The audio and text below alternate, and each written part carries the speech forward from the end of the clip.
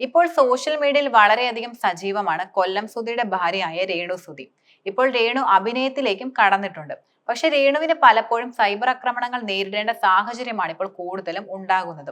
ഇൻസ്റ്റാഗ്രാമിൽ പങ്കുവയ്ക്കുന്ന റീൽസിന് താഴെയൊക്കെ ബോഡി ഷേമിംഗ് നടത്തുന്ന കമന്റുകളാണ് കൂടുതലും വരാറുള്ളത്. ഇപ്പോൾ രേണുവിന്റെ ഫോട്ടോഷൂട്ടിന്റെ വീഡിയോയ്ക്ക് താഴെ അധിക്ഷേപ കമന്റുകളാണ് കൂടുതലും വന്നുകൊണ്ടിരിക്കുന്നത്. ഇത്തരം കമന്റുകൾക്കിടയിലും പലരും രേണുവിനെ പിന്തുണച്ചുകൊണ്ടും കമന്റുകളുമായി വരുന്നുണ്ട്. മോളെ പല്ല് ശരിയാക്കുക, പിന്നെ നല്ലതുപോലെ ആഹാരം കഴിച്ച് അല്പം തടിച്ചാൽ മോൾ സുന്ദരിയാണ്, അതിൽ ഒരു സംശയവുമില്ല. ഇപ്പോൾ നെഗറ്റീവ് പറയുന്നവരെല്ലാം മാറ്റി പറയും, നോക്കിക്കും.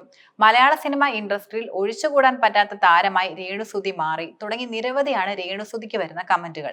എപ്പോഴും എന്തിനാണ് രേണുവിനെ ഇങ്ങനെ അധിക്ഷേപിക്കുന്നതെന്നാണ് ചിലർ ഉന്നയിക്കുന്ന ചോദ്യം. ഇവർ ആർക്കെങ്കിലും എന്തെങ്കിലും ദ്രോഹം ചെയ്തോ? പിന്നെ എന്തിനാണ് ഈ പാവത്തെ ഇങ്ങനെ തേജോവധനം എല്ലാവരും കൂടി ചെയ്യുന്നത്?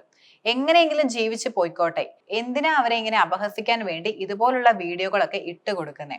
അവരെ അവരുടെ ഇഷ്ടത്തിന് ജീവിക്കാൻ വിടും. അവർ ഈ നെഗറ്റീവ് പറയുന്ന ആരുടെയെങ്കിലും മുൻപിൽ കൈ നീട്ടാൻ വരുന്നുണ്ടോ?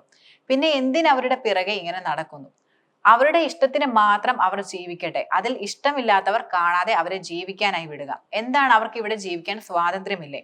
ഭർത്താവ് മരിച്ചിട്ട് ജോലിക്ക് പോകുന്ന ആദ്യത്തെ സ്ത്രീ ഒന്നുമല്ലല്ലോ രേണു സുധി. അവർക്കും മക്കളുണ്ടല്ലോ. അവർക്കെതിരെ കമന്റ് ഇടുന്നവർ അവരുടെ വീട്ടുകാരുമെല്ലാം പോയി നോക്കുമോ?